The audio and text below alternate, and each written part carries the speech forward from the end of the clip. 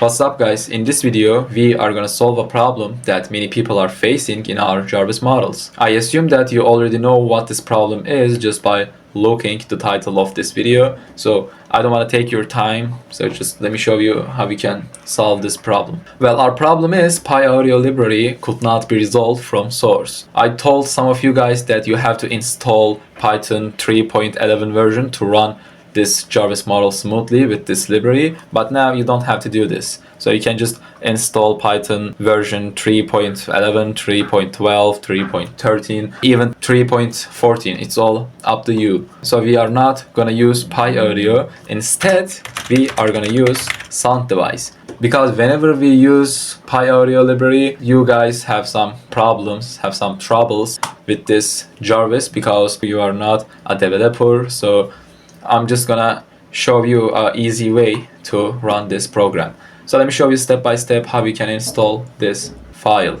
Go to this link that I will give you in the description.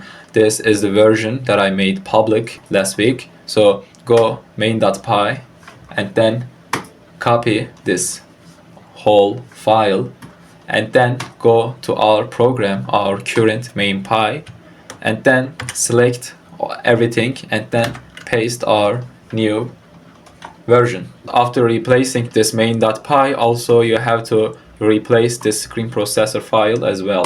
So copy this and then go to our program, go to screen processor in this actions folder, and then open screen processor and paste this as well. So all you have to do is just run this program and you can see that it works well. Hey Jarvis, what's up? Hello, sir. How can I assist you? Hey Jarvis, tell me the weather report for Istanbul. By the way, to install sounddevice, all you have to do is just open command prompt and install sounddevice like this.